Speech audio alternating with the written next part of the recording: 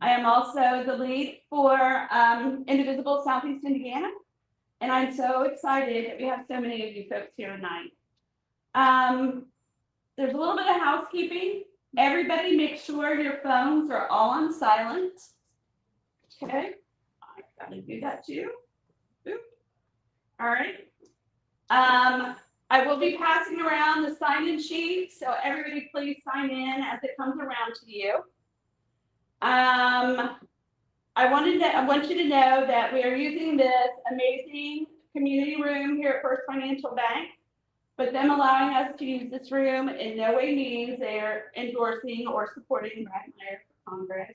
So, but we are just lucky to have this room in our community. We're going to be live streaming tonight. So there are some rules. Everybody, make sure that everybody has a chance to ask a question. So if you have one, you know, we're going to go around the room and do it that way. And if you have a question, we'll do one question at a time. A follow-up question or a multi-part question will have to wait till the next round. So this way, everybody will get a chance to ask questions and it's fair. And we don't inundate Brad with like a zillion things. So keep your questions kind of concise and, you know, not big paragraphs, but just keep them concise and good, all for time.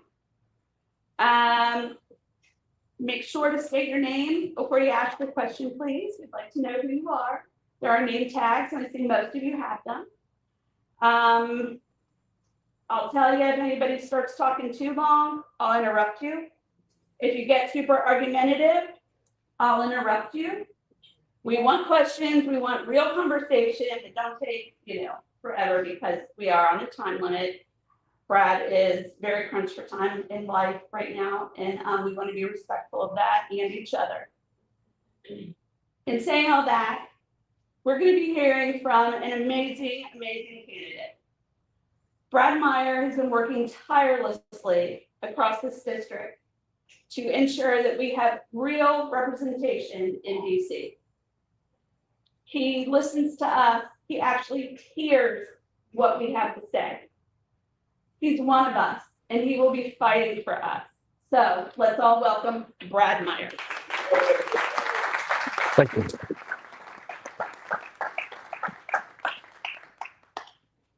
Thank you, Christine. And thank you all for being here. I am, as you know, the Democratic nominee for Congress in the 9th District.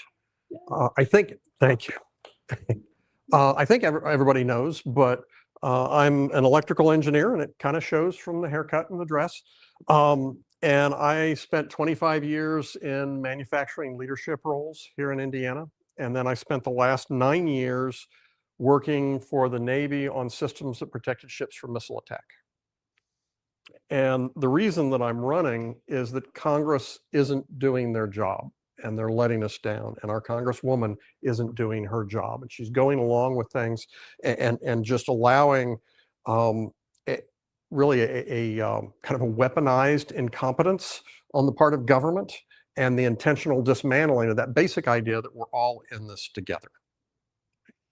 So one of the things that's always difficult in these types of things, this is the 19th town hall that we have done this year. We did 17. Thanks. We did 17 town halls in 6 weeks in the primary, and we're going to do, I think, about 16 or 17 town halls in 5 weeks here in the general, because I want to get out to every county. I want to talk to everybody. It is important that we come to this county and every other county if we're going to be competitive, and we cannot cede rural counties to the other side and just abandon it and not show up, right? And this room, there's a lot of people here. There's a lot more people here than there would have been a year ago or 2 years ago. And there's a groundswell, and we're seeing things turn around, and we really need to engage with all the communities if we're going to win. And we've got the best shot in 20 years, and I'm excited about what we can do. So one of the hard things is to get the ball rolling. I start with first question or first topic, and everybody looks around like, I'm not going first. So I will throw out the first pitch. And I wanted to take just a minute and talk about the Affordable Care Act. And a lot of people forget, because I think it's emblematic of where we're at with this government. You know, and I was reading something today, actually less than an hour ago, and we'd put a post out about the Affordable Care Act, and somebody said, why can't we just go back to the way it was before the Affordable Care Act? She said, I was, you know, a young 20-something, and everything seemed great. And then one of my staff wrote a really nice response back. So I thought we'd just do a quick thing on, you know, what did the Affordable Care Act do, and where it's at right now, right? Pre-existing conditions was addressed during the Affordable Care Act. Coverage for children up to the age of 26. Preventative care, many screens, vaccines, preventative services with no cost sharing, no lifetime limits. Who here remembers a lifetime limit on their healthcare insurance?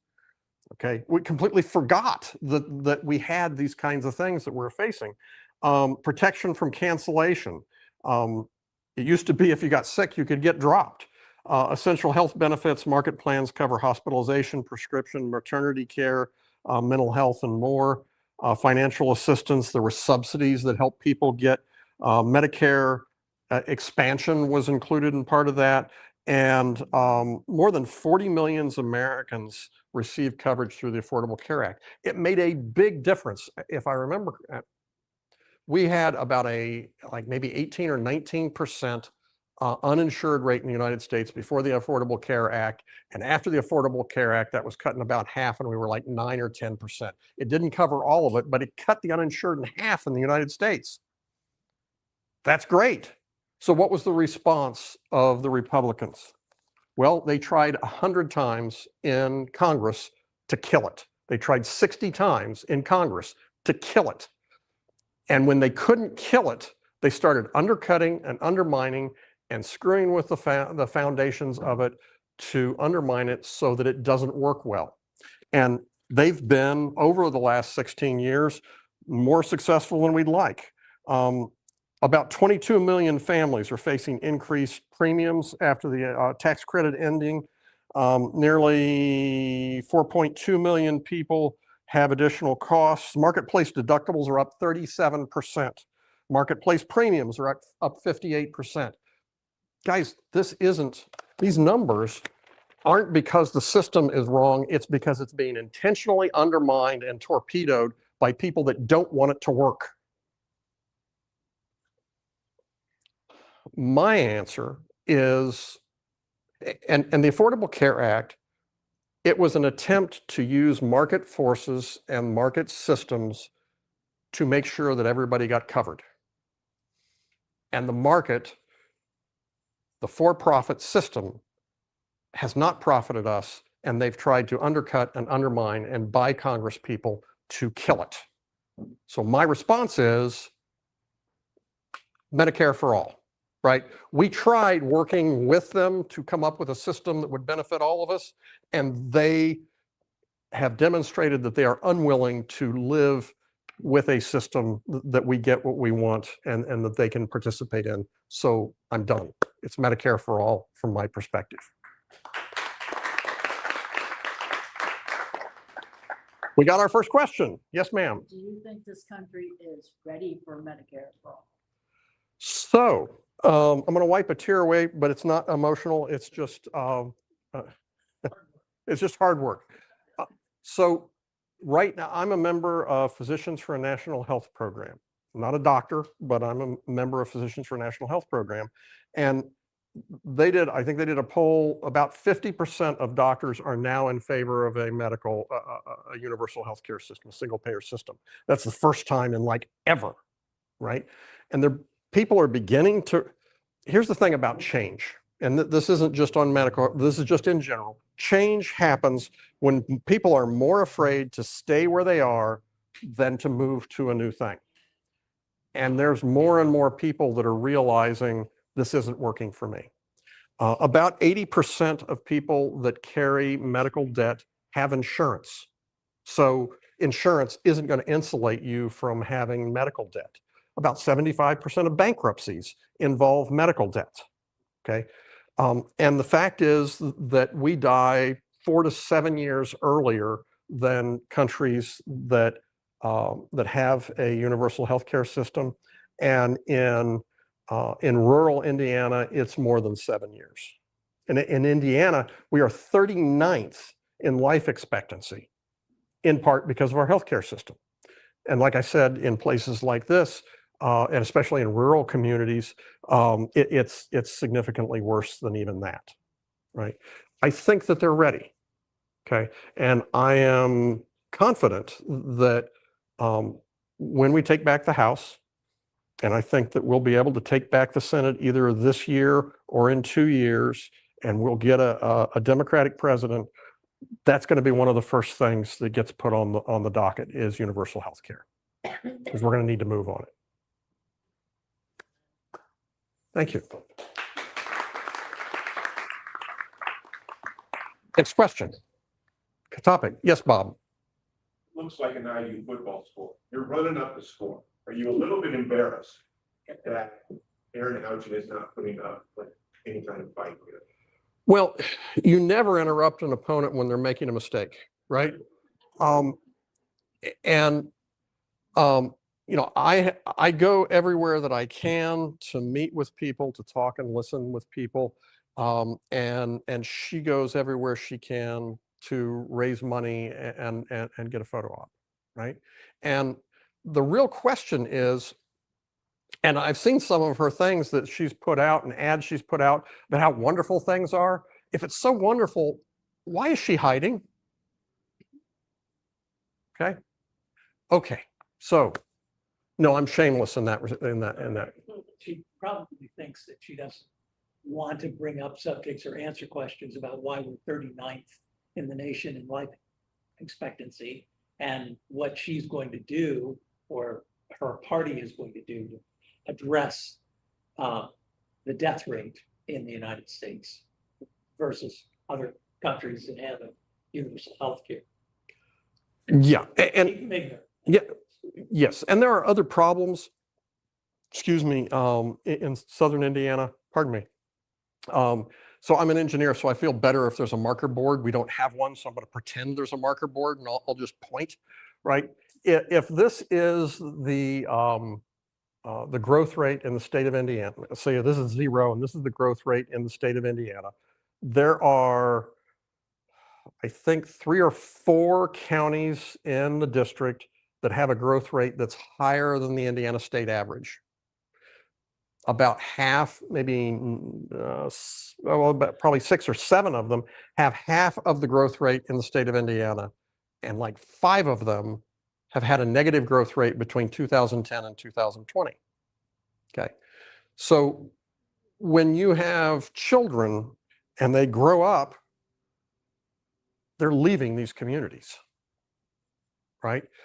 And we have to put rules and policies in place and laws in place that help spur growth in all of the communities, right?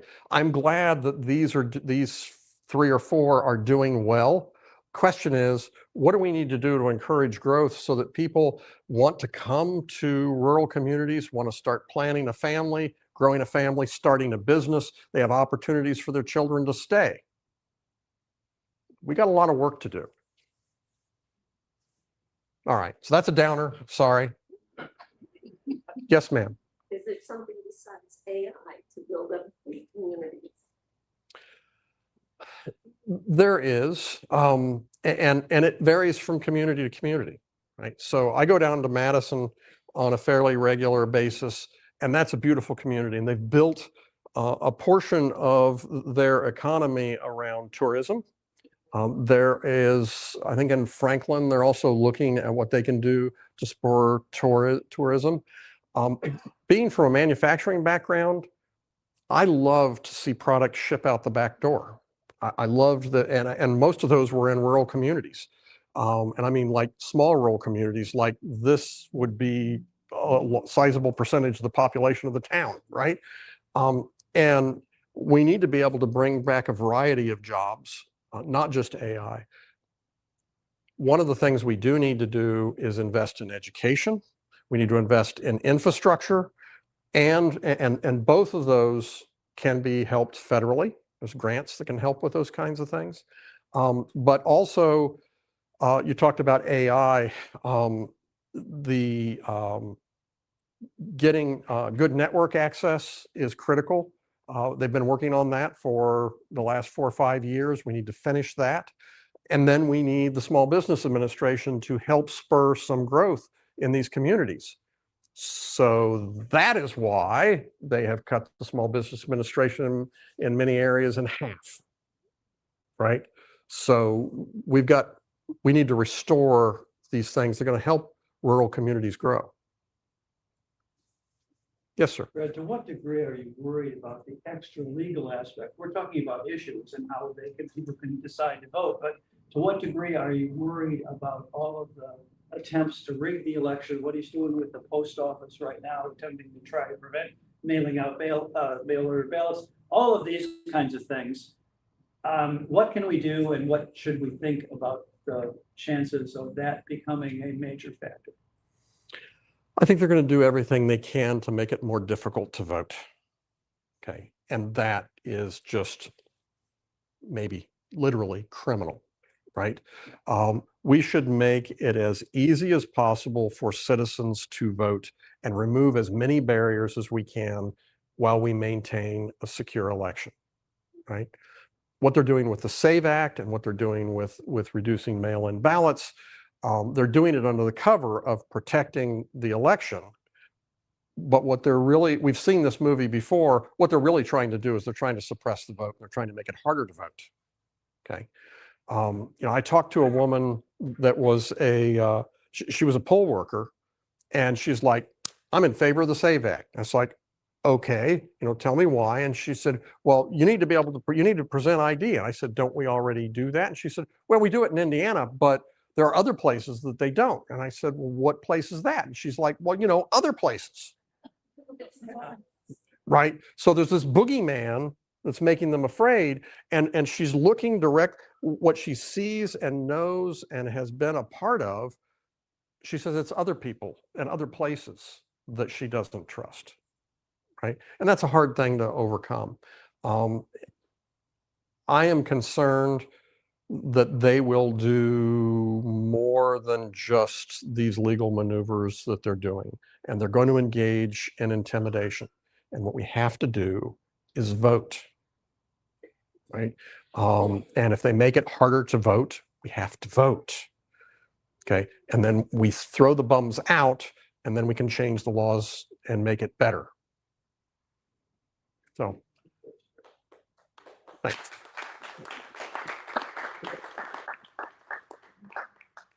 Next question. Yes, sir. Touch briefly on maybe minority or downtrodden people.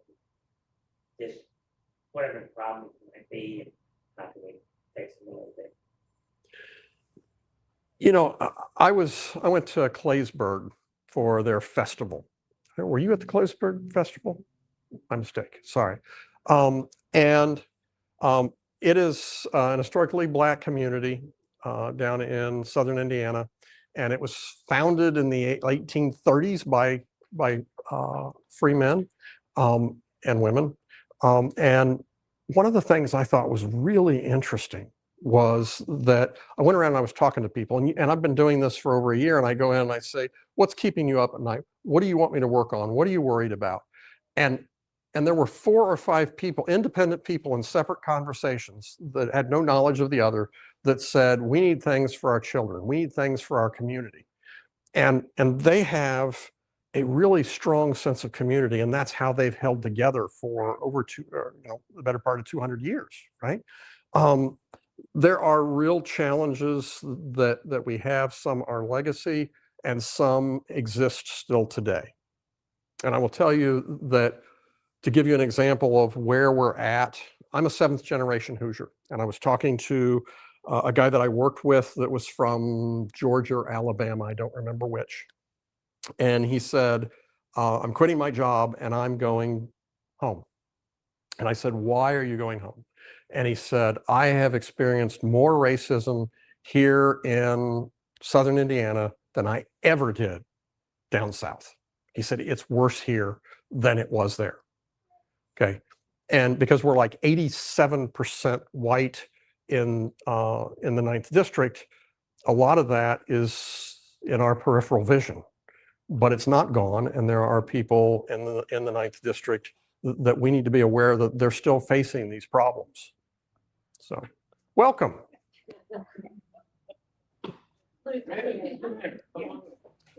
Next question. Yes, ma'am. Amanda Thompson. Hi. Question. Yeah. What are your thoughts of streamlining and improving aid and assistance to those in natural disasters instead of it taking weeks or months to get help? You know, when the floods came through, I sat down the next morning and I thought, well, we'll put some reference places on our website for somebody that may be, scrolling. And I went to the Red Cross. I went first to the state government. And they said, we declared an emergency. I went to their website and the emergency was not on the website yet. And I thought, okay, so I want to go over here. And I went to another state government site and they didn't have any information. I went, okay, let's go to the Red Cross. And I went to the Red Cross and they had a map and there were sites for people to go to that were not on the Red Cross map, right? Now, I had all the time I needed to dink around on the computer trying to find this stuff. But if you're facing floodwaters and you are under stress, you really need better communication than this, right? And the state, it has primary responsibility, especially in the initial. One of the other things, and this is just me being nitpicky, I went to the county disaster resources and I Googled them and I hit enter and they didn't have the state, right? So I'm looking at this going, okay, they don't have a picture of the county and they don't say what state they are. So is this Georgia, which it actually turned out to be Georgia. And then the one in Indiana didn't have the state listed. So there's little things like that. But the big issue is FEMA is there to protect us during major disasters. And they're gutting that, right? And they're going to try to privatize it and they're going to make profit off of it. And when we really need help, it's not going to be there. And it is the government's responsibility to ensure disaster relief, and they are going to turn their backs on that and sell it off. Yeah, pretty much. Yeah. The purpose of government is to provide guardrails and protections in which we can live our lives and grow and have opportunity, right? And they have some essential services that should not be for profit. They should be a core responsibility of government. And that is education, that is protection. And I'll give you an example. One of the first, Benjamin Franklin helped to start one of the first fire stations. And that was a for-profit thing.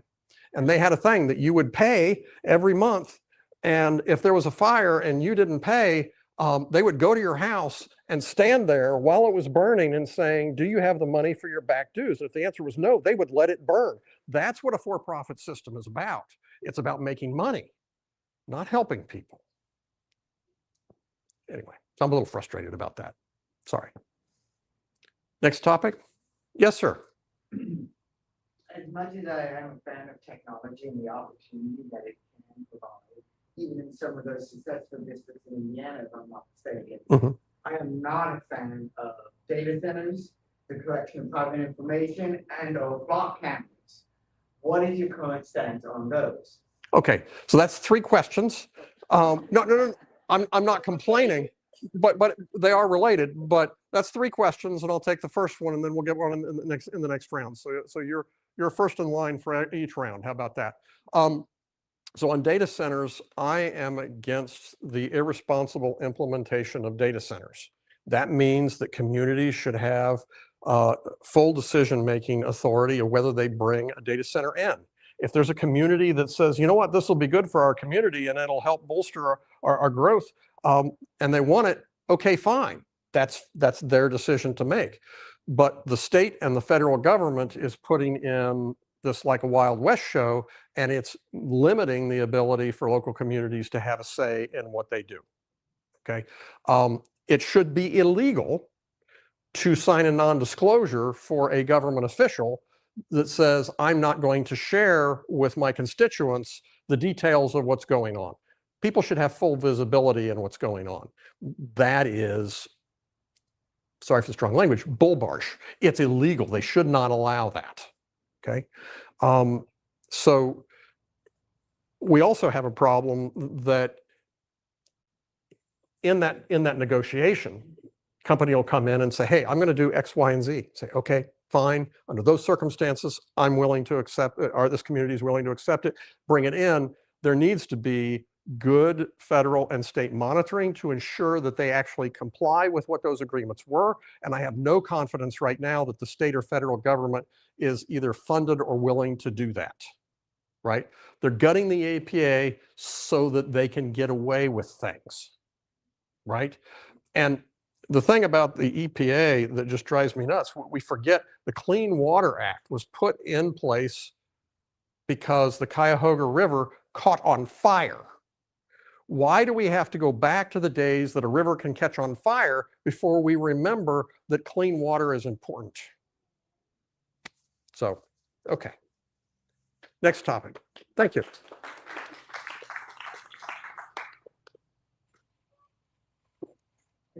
Anybody on round one? Second question. Sorry, Bob. Wait. Yeah, I know. Anybody else on round one? Yeah.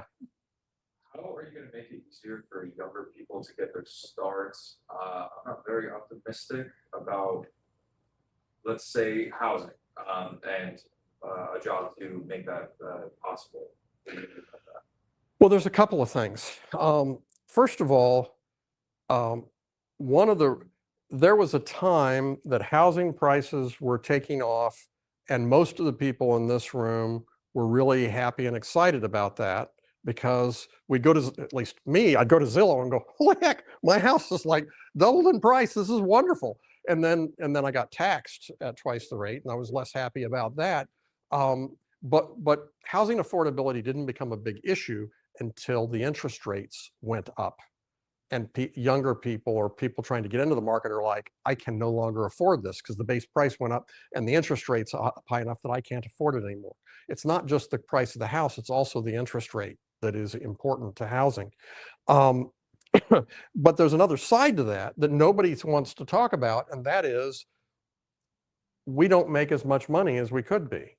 If we were still, if workers still had the same percentage of corporate profits that they did in 1970, the average earnings would be, I think, like $30,000 to $40,000 more on average, right? Productivity has gone up and up and up, partially because of AI and other things. I mean, most recently AI, but before that, there were other things that improved it. But earnings didn't go up with it. It didn't keep track. And the difference between that went into the pockets of corporates and the owners, right? That trend is part of the reason that housing affordability is a problem, right? The other thing is that if you look, I sat down, this is an example of why I don't get invited to a lot of parties. I sat down in November and just went through a whole bunch of economic data. And one of the things I did is I looked at the last 140 years of housing information and home ownership. And again, imaginary market board, and it kind of bounced around for a long time around, I think maybe 25% home ownership. And then right after World War II, and it dipped during the Depression, not near as much as I thought, but it dipped, and then it took off after. And it took off after because of the GI Bill. but also a whole host of other things that was put in place by the federal government to encourage the building of homes and the financing of homes. It wasn't just the GI Bill. And as a result of all of that federal effort, it came up to about 60, 65%, and then they stopped. And what has happened over time, when you look at housing stock, because it had been going up, they were overbuilding. So if they needed this many homes built to meet the market that existed, they were building this many homes because they knew that more people were going to be coming into the market next year to buy that stock up, and it kept prices relatively low. If you look at how many houses we really need, we're probably 10 million houses short in the United States, and they're not in the right places, right? We need a building boom, and we need economic policies that help do that in a way that doesn't cause a boom and a bust, right? And one of the things that we need for that are construction workers, which means we're going to need more immigrant labor because we don't have enough workers in the United States to meet our needs as it is without building the additional homes. Okay, and we're going to need to deal with that in a way that people can come in legally and work and be a part of our community and be treated with dignity.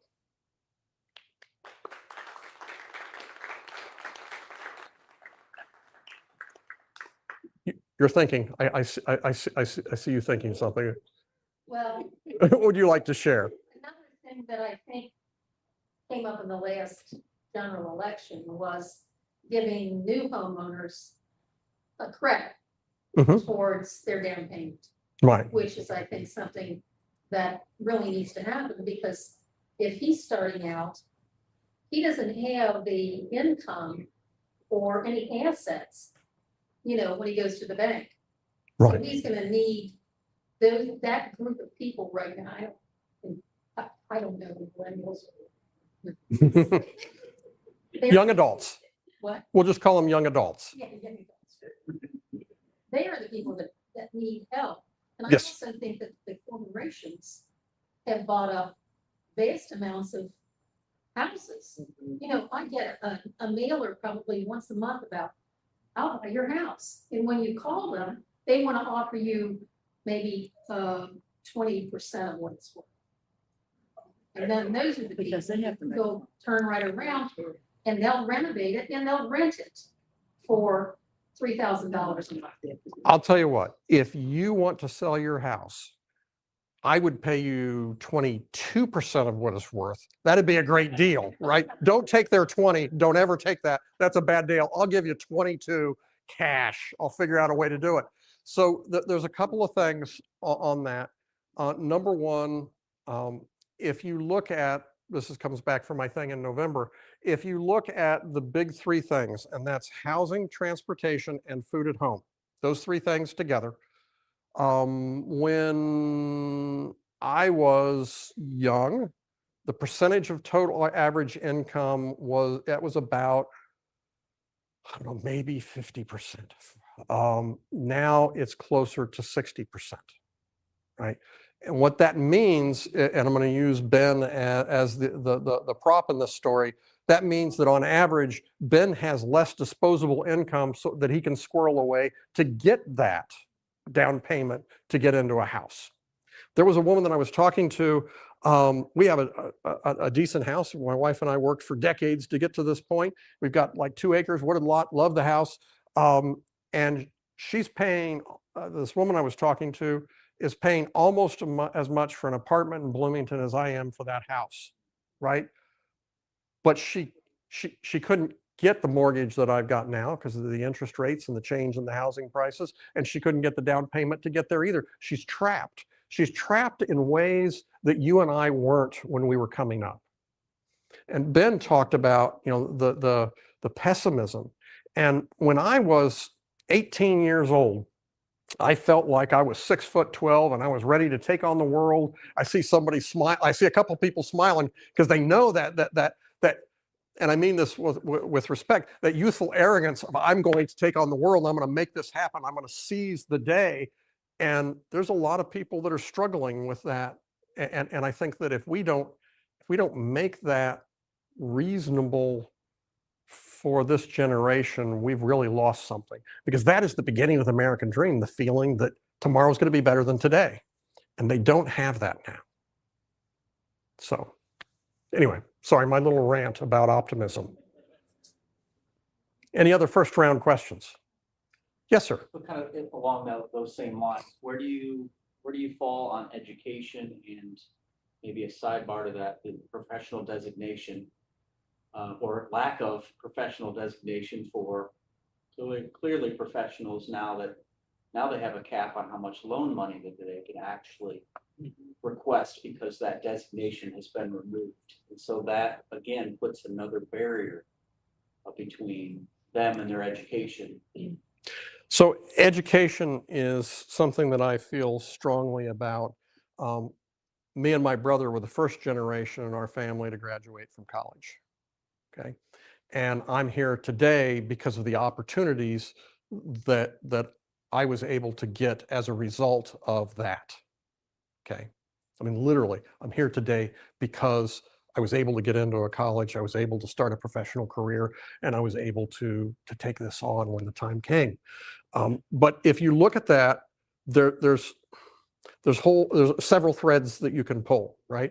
And the first one is in 1970, in $1970, if you scale it up to today, the cost of a college education, I think, is about 10 times what it was, right? There were people, maybe some people in this room, that they worked over the summer and they squirreled enough away, as a college student, worked enough in the summer that they squirreled away enough that they could cover a lot of their college when they got there. There's no way that you can do that today, especially with the minimum wage the way it is and the wages depressed, that you could work over the summer for an average student and be able to pay for all of your schooling.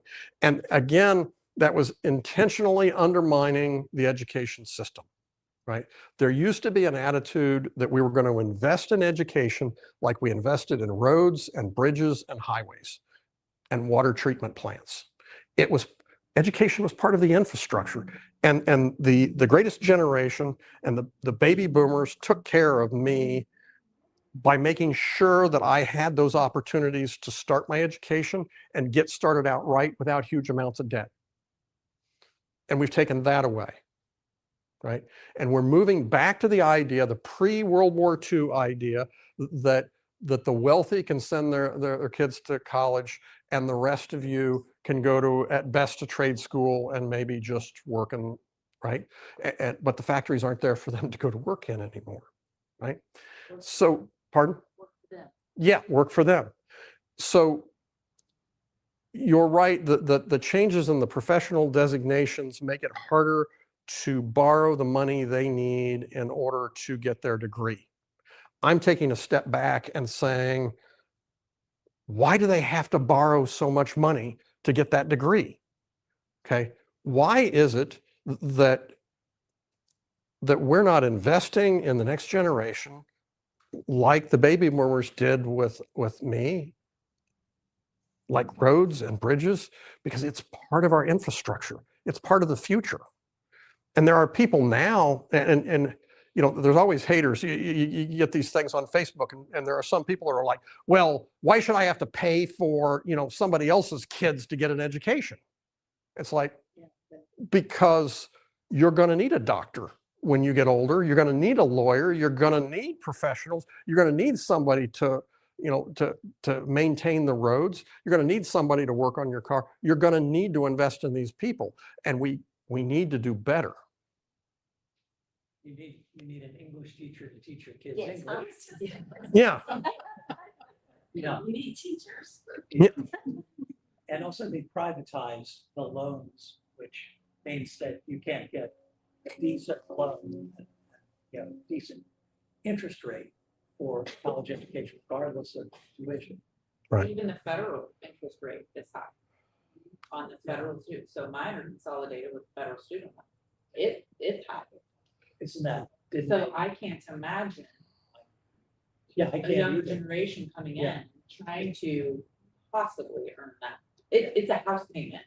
Yeah. More than a house payment. Yeah. Under a federal student loan with interest rate. I thought they used to do it according to your income. You can choose, you could choose that. Mhm. Yes, you could do income driven. However, there's a catch with the income driven. You're still racking up the amount. So the income driven is only for your payment going out, not your interest. So they could sit there and say, well, you only need to pay $350 a month, but to even hit your interest, it's $450. So So your interest was. sorry, thank you. That's, yes, it does, thank you.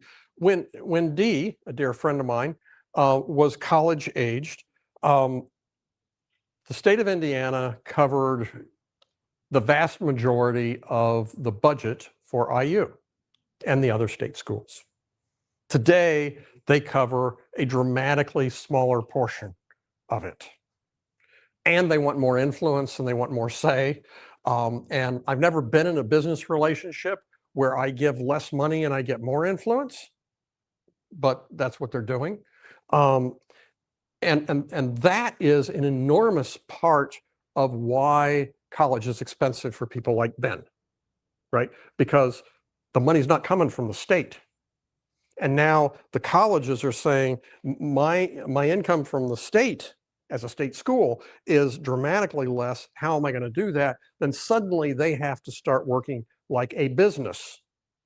And they say, well, okay, we're going to bring in more out-of-state students. Not too bad. Okay. And they say, well, we're going to bring in more graduate students from overseas, right? Which also has been valuable over the years. But the primary responsibility of a state school should be the education of the citizens of that state. That should be the majority of what they do. And they should be bringing in outlanders, based on talent. But the first responsibility is to educate our children and our citizens for our future. In saying that, would you go as far as to support universal education, or would you not go that far? I think that I would like education to be free. But if you want to take a first practical step, there's a professor, Mike, he's at Ball State. Nice guy, I've talked to him a couple of times. I apologize, Mike, I can't remember your last name off the top of my head. But he was advocating or suggesting that the first year of college be free. Just the first year. And the reason is, when you look at, if people get through the first year, they have a much higher probability of getting through the second, third, and fourth and getting their degree. The people that are really hurt by this education system are the people that get through the first year and they drop out and say, I'm not going to college. Now they have $10,000 in debt and they have no degree, or Bob's going more. They have a significant amount of debt, okay, and they don't have a degree to help to pay for that. So they don't get the return on that investment. If we got through the first year of college for anybody that is qualified and has merit, then people could try it and not be in financial jeopardy getting through that first year. It'd make a big difference in people's lives. It's something that could be done. That's primarily going to be a state issue, though. Okay, so I've talked a lot about education because it's really important to me. But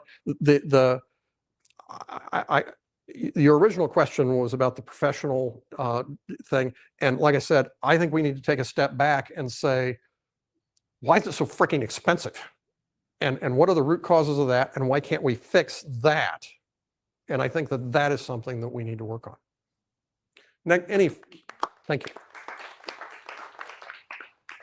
Any other first round questions? I was just wondering, talking about, it being so expensive. With all the money they get from sports, I don't understand why some of that money can't be put back for people trying to go to college. I don't have access or real insight into their budgets for that. I know that a lot of the state schools have large endowments, And even more than the sports question is, why do you have a huge endowment and your graduates have huge debt? I don't understand that, especially in a state school. If you're a private school and you have a huge endowment and you're charging a whole bunch of money, okay, I get that. But a state school with a huge endowment that people are carrying large debt, no, I don't buy that. Any other first round questions? Why you on Wait a minute, he's got, you're through the first round. I don't think you've asked a question yet. Go ahead. To piggyback off of education, where you land that on like early childhood education, like pre-K, daycare expenses for young families? That'd be right. Oh, sorry. For those of you at home, the guy that asked that question is holding a baby. So we'll start with daycare. It would cost about $80 billion a year to have a full nationally funded child care program in the United States, which is a lot of money. Agreed. As it turns out, in the last budget, they came up with about $80 billion for two things, a combination of two things: increased funding for ICE and tax cuts for the rich. Every budget represents the priorities and values of the people. And apparently, the current Congress and administration values tax cuts and ICE more than childcare.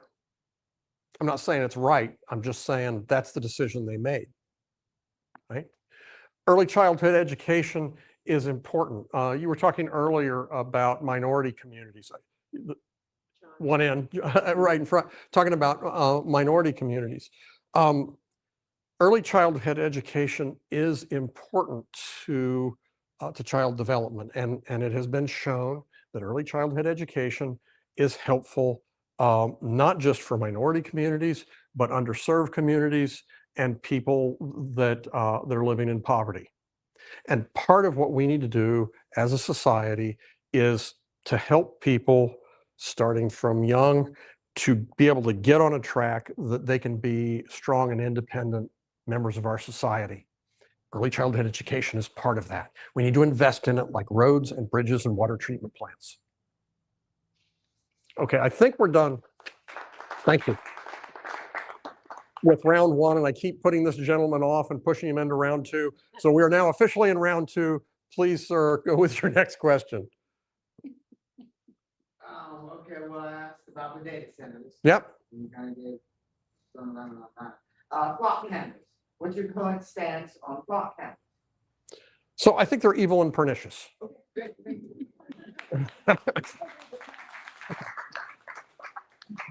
One of the things about data centers that people tend to conflate is that there is the physical implementation of data centers, and then there's what they're being used for, right? And one of the things that does not get enough attention is our rights to privacy, and our data rights need to be more closely protected. And there are other countries, there's places in Europe that Facebook and Amazon and all these other companies that they work worldwide, that they have to live with tighter constraints on data privacy and data rights. They don't do it in the United States because we don't make them do it. And they make more money off of us than they do these people because they don't have to respect our rights because we don't force them to. And so that's one of the things about, it's not actually the data centers themselves, it's our data rights and our privacy. And that's one of the reasons I came up with such a short answer on flock cameras, because we have a right to privacy. Kind of guilty until proven innocent. If you watch somebody until they do something you can question, then they're automatically made guilty no matter what. If they make one step into a jaywalk, and you want to target them, you can. If you're watching, Yeah. that's the privacy issue. Yeah. You can always come up with some excuse if you have constant surveillance. Yeah. And, you know, our freedom includes our right to privacy. And I'm concerned about, you know, and I understand, you know, the flock camera people are like, well, you know, we're only supposed to use it for this. And it's like, yeah, and my voter registration information was supposed to go to the state. Somehow it's now in the hands of the federal government. Okay, so I got some trust issues with what we're going to do with this data. Now it's going to leak into other areas. Okay. Yes, ma'am. They were taking the cameras down in a lot of towns and stuff. They did, but people didn't like it, so they took it down.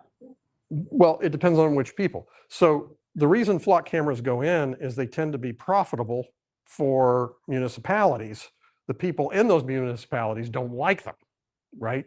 And so there's this tension of eventually the government has to be responsive to the people, and they're getting enough pressure that in some communities they're starting to take them down, and they need to, right?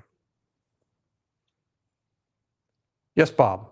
So I would like to hear you address one of the things I worry about for CD9, for the 9th Congressional District and all these rural counties, is the structure and health of their economy when you start gutting their school system and taking away their hospital. You take decent jobs for teachers and the staff of the schools and staff of the hospitals, and nurses and doctors at the hospital. Take those jobs out of the economy, and then all of a sudden the restaurant doesn't have enough people, and then, you know, there's not enough business. It's like circling the drain for rural Indiana. You take away their schools and hospitals, finally. So I'd like you to address that. So taking away the hospitals, there are, I think, 3 in our district that are under threat, okay, of closing. And there are more that are going to or have already cut essential services. Okay, there are a lot of counties that you don't have a hospital. There's a lot of counties that you can't deliver a baby in the hospital that you have, and you have to go somewhere else. You're pointing, where did you have to go? I drive about 45 minutes. His older sister was born in the same hospital I was, about 12 minutes from my house. My wife almost had him in our passenger seat because we had to. Yeah.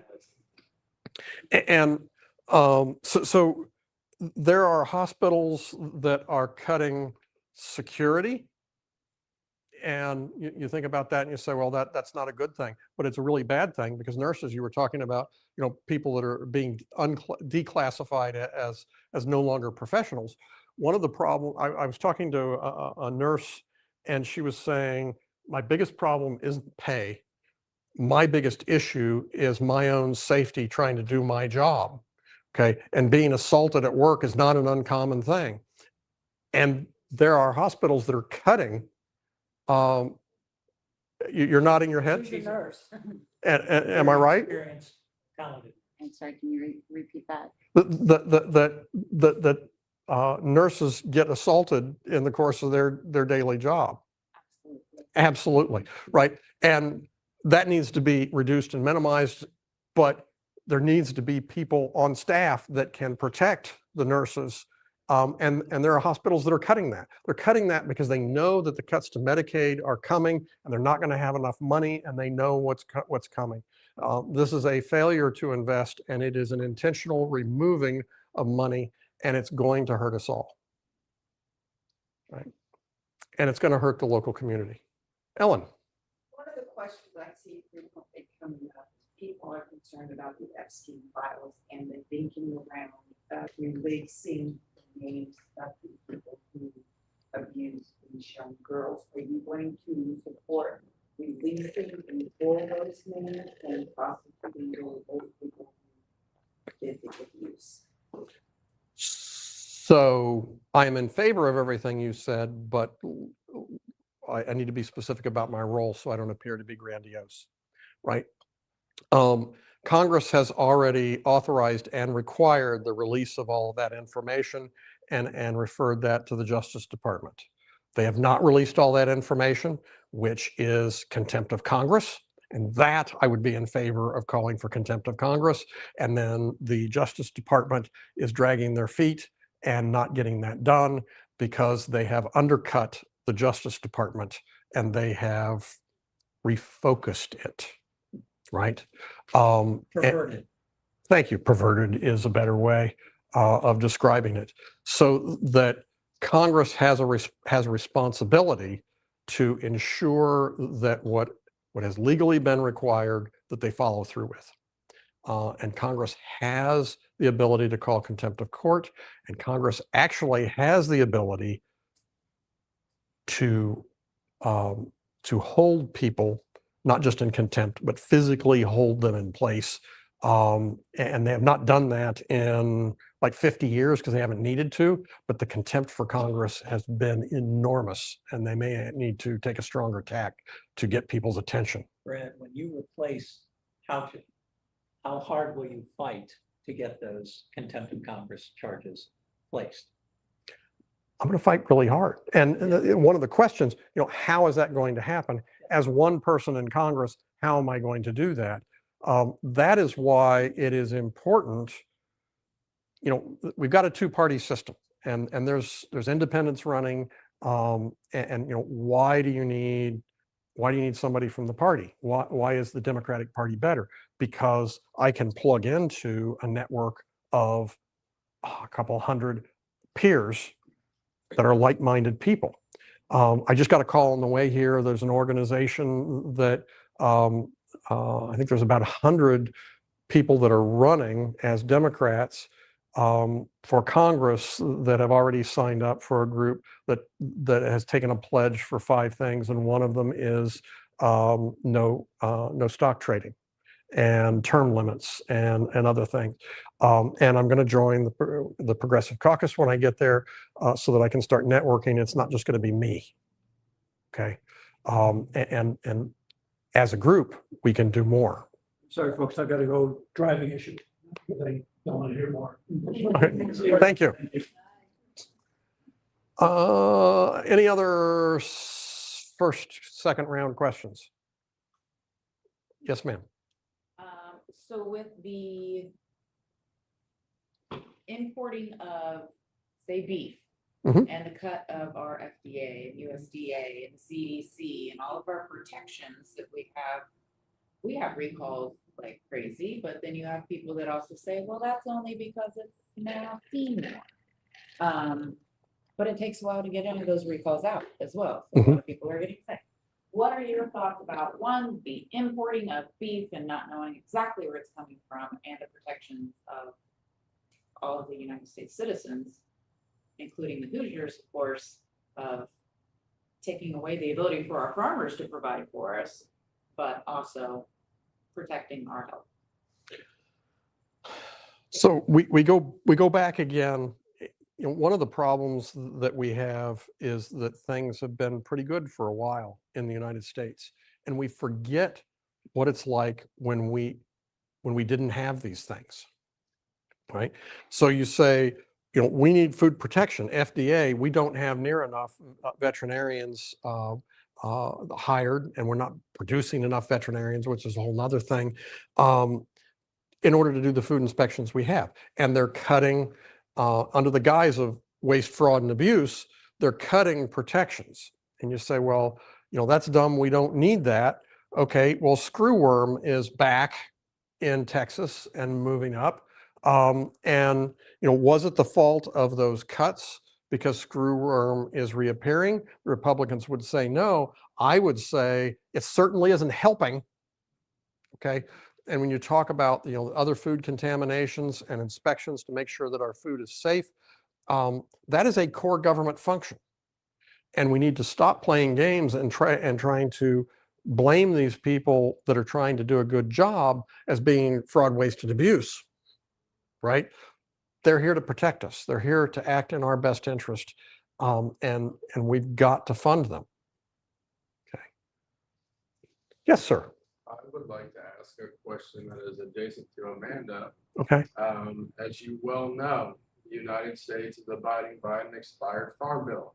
Mhm. Farm bill is just shy of $900 billion that is approved by Congress once every 5 years.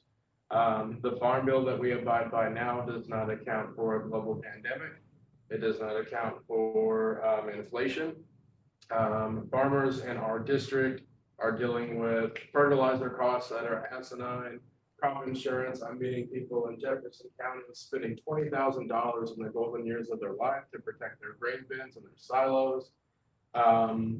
We've had a really tough climate emergency summer where we have seen folks in this county lose almost everything. I'm meeting constituents that don't know how they're going to feed their cattle through the winter, largely attributed to issues, hiccups with the farm bill, with the legislation we currently abide by. USDA programs, the Farm Service Agency programs, that the language is really ambiguous. My question for you is, what does a robust farm bill include for you, and what does it consider through the eyes of the ninth district? So I am not an expert in farm policy, and I'm going to have to get more input. But as a general overview, farmers want two things. And this is substantially similar to what everybody in this room wants, right? We want money and we want independence. And the farm bills and the policies force farmers to trade money and independence. And I'll give you a good example. Administration puts high tariffs, causes a trade war, causes prices to crash, starts a literal war, causes inputs to crash. Okay. They don't have money, and the government's going to say, well, I'll bail you out and I'll make you whole, or at least partially whole. They get a little bit of the money, but they're definitely losing their independence, right? What I think farmers really want is they want to be able to sell their product at a fair price without having to take subsidies to get there. They want to work in the market, okay? They're independent people, and we need to set policies that are going to help them do that. You know, the policy is, you know, it keeps the water like right up to here on farmers. They've done that for generations, right? And then when there's just a little bit of fluctuation, then suddenly they're having trouble breathing. And I think that there's been a lot of that this year with the double shock between input prices and markets being closed. And what you're going to see is in this adversarial approach to foreign policy, that our markets are going to be more and more restricted over time. And what they're doing today is going to have long-term consequences for America, of not just farmers, but businesses, to do business around the world. We're undercutting our leadership and our position in the world, which has profited us for generations. So, did I see a hand up? Okay, you had a, I'm sorry, you had a third question. Oh, or third piece. About education, school vouchers. How do you feel about the voucher program? So I'm asking you a whole question, but. No, that's why you're here, right? I mean, that's why you're here, and that's why I'm here. So there's no, that's the whole point of this. I just want to make sure that everybody has an opportunity to engage in the conversation. So school vouchers. When my wife and I moved down to Bloomington, didn't know where we were going to be living, and we put our daughter in private school. And it was a good school. She got a good education there. And I didn't get a voucher to do that because everybody was paying taxes, and I could have sent them to a public school. And I was okay with that. And I think other people should be okay with it too. What they're doing is they're taking money out of public schools, and it's undermining the public schools. And it is part of, it's just like what they were doing with the Affordable Care Act. They're trying to undercut and undermine the Lieutenant Governor, what's his, Beckwith, okay, has pretty much said that he doesn't want public schools, right? He wants to privatize schools, and that is the real intent of the voucher system. It is a step along the way to privatizing schools and undercutting public schools. So I'm not in favor of it. I agree. Okay. Yes, sir.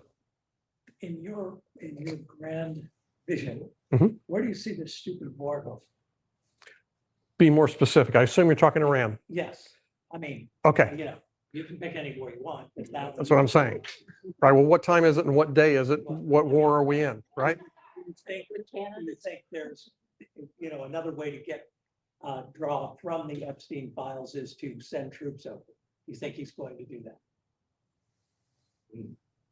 I'll say this. We have ships over there. Yeah. I've been angry about Trump's policy on Iran for, what, 6 years now, or more.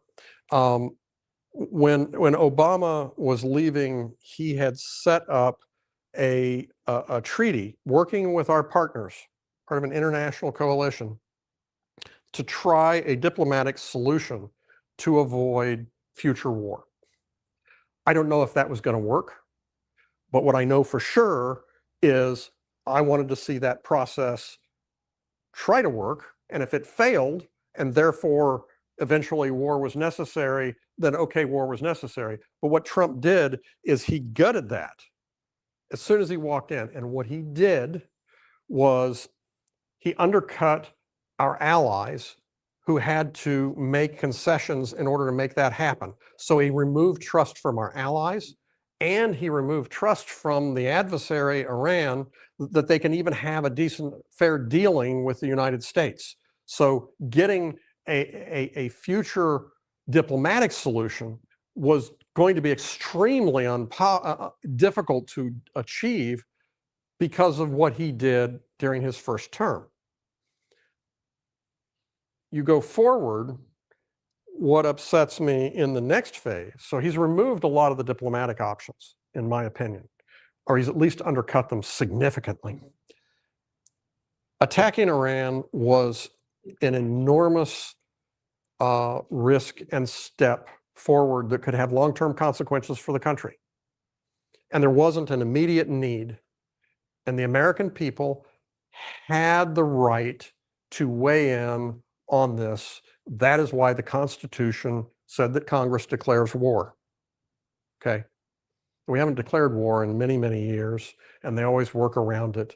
But this is definitely something that, in the spirit of the Constitution, and I think in the letter of the law, Congress should have been involved, and the representatives of the people should have had the debate to say, this is what we want to do. And you can argue whether doing it was the right thing or arguing doing it was the wrong thing, but that's what Congress is there for, is to have those discussions. And his failure to do that makes him an untrustworthy leader.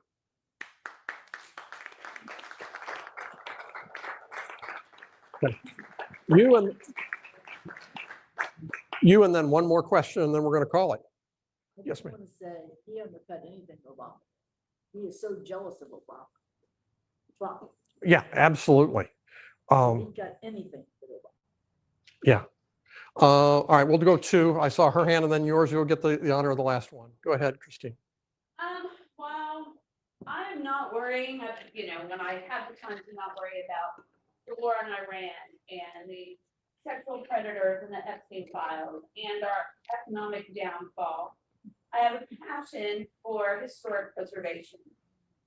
What role do you think Congress should have in protecting our historic landmarks in DC that are currently just being destroyed, with plans to destroy more? Because if someone's name can't be on it, he wants to tear it down. What kind of role do you think Congress should have in protecting our historic landmarks in DC? So, Congress has the power of the purse.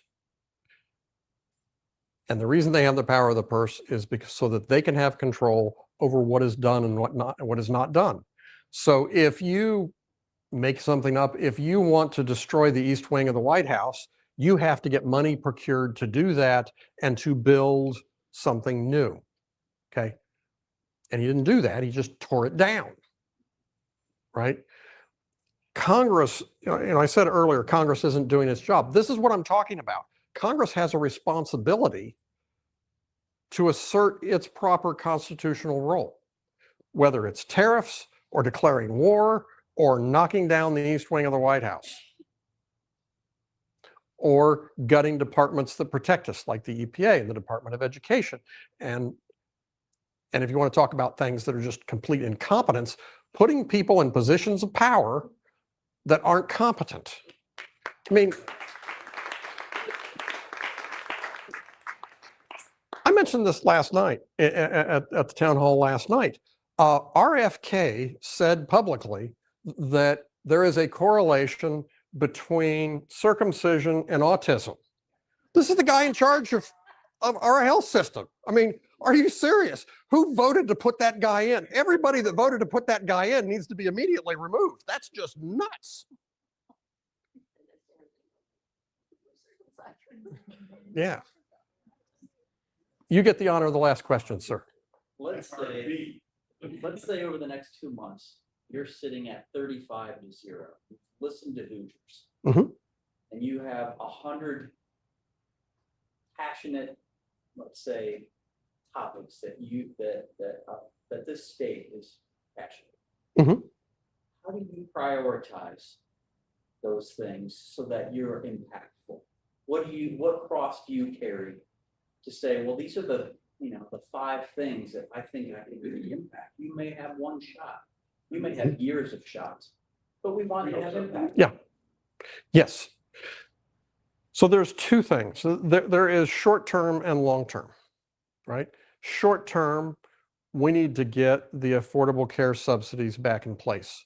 Short-term, we need to repeal the tax cuts that were given to the rich that are driving up our deficit. Short-term, we need to get control of our national monuments, and we need to make sure that the EPA and the Department of Education and the health services are all operating in our best interest, and that the military can pass a financial audit, right? That there are short-term things that need to be done, and we need to get Social Security secured, and that can be done easily, right? By eliminating the cap. There are short-term things that we need to do. And then we need to look at the long-term things that need to be done, the structural things that we never get addressed, like healthcare for all, right? And also, I think there's a couple of constitutional amendments we need. One of them is that healthcare is a right, and the other one is that we have to have a balanced budget. And if Congress doesn't pass balanced budgets, the people in Congress can't run for office for their next term. Okay. But there are short-term things that need to be done, but a lot of those are just unwinding. And there are a lot of Democrats that are talking to you like, we have to stop Project 2025.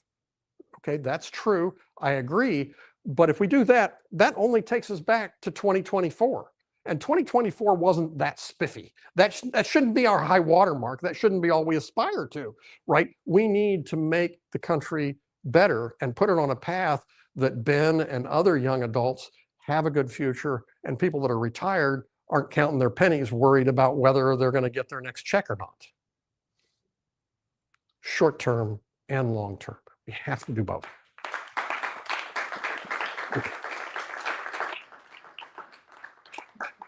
You have a question? All right, one more, and then we'll break. What is your viewpoint and your opinion of why they are doing what they are doing, and the fact that it not only affects Democrats, but Republicans as well? What is their end game with destroying our health system, our food, our education, everything that they've been focused on? There's not one single thing that's happened since he's been in office that has benefited, American people.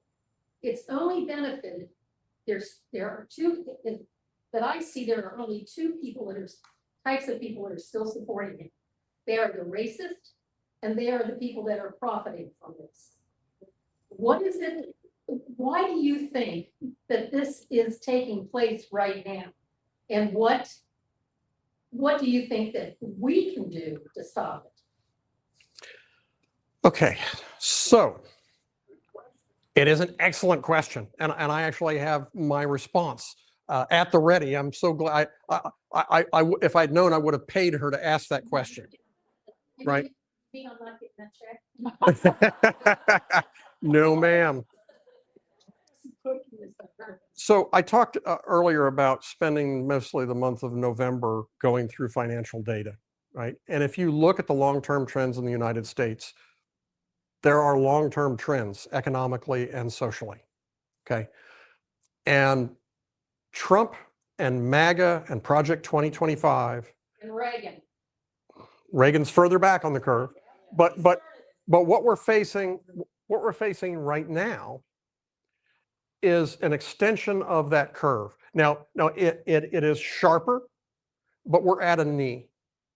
And the whole purpose of this is to take us back from that basic idea that we're all in this together, the basic idea that we all do better when we all are doing better, and return us to the law. It's taking us from the rule of law to the law of the jungle, where only the rich and powerful get to do what they want, and the rest of us have to limp and suffer and be at risk.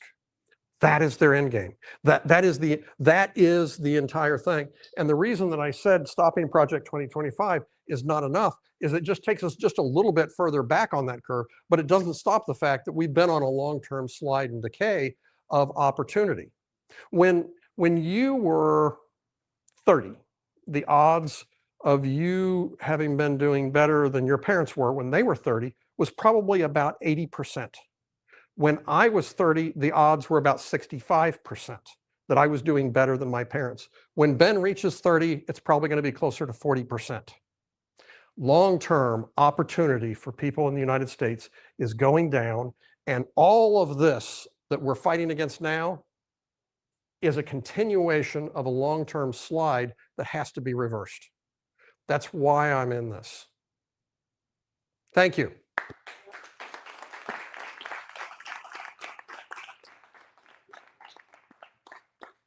Ladies and gentlemen,